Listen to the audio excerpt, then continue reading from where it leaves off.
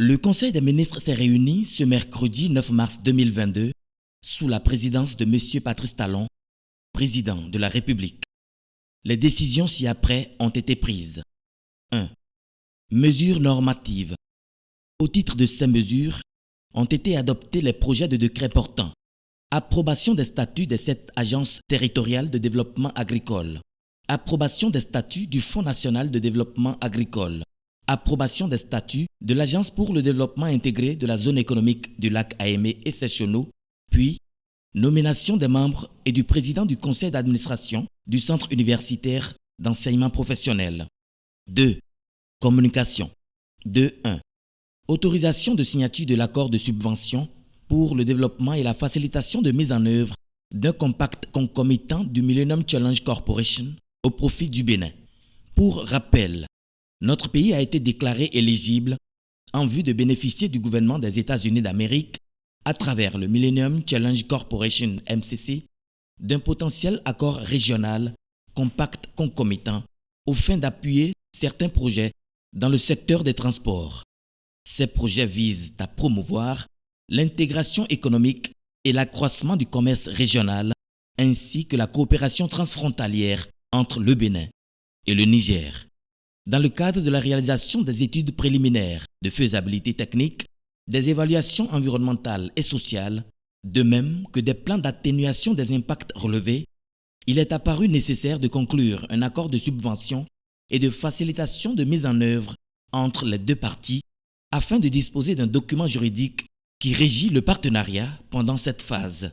C'est à cette fin que le Conseil a autorisé la signature de cet accord et instruit le ministre du Développement et de la Coordination de l'action gouvernementale, le ministre de l'Économie et des Finances et le ministre des Infrastructures et des Transports à l'effet d'exécuter les diligences nécessaires à la mise en œuvre effective des dispositions de l'accord. 2.2. Adoption de la politique nationale de développement des archives PNDA 2022-2030.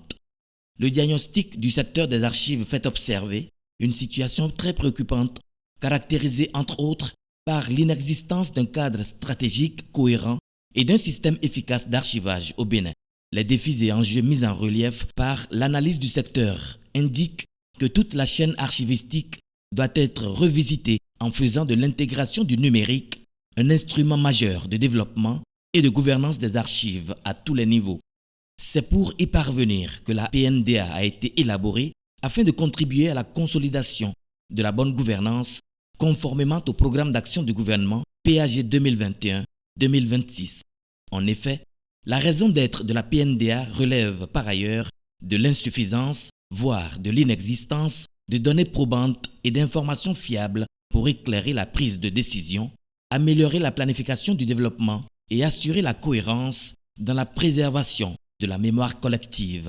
Une fois adoptée, la mise en œuvre de la PNDA se traduira en axe stratégique et en plan d'opérationnalisation assorti de ressources subséquentes avec l'instauration d'un mécanisme efficace de suivi-évaluation. Pour en garantir le succès, compte sera tenu de l'implication de tous les acteurs au plan national. 3. Rencontres et manifestations internationales.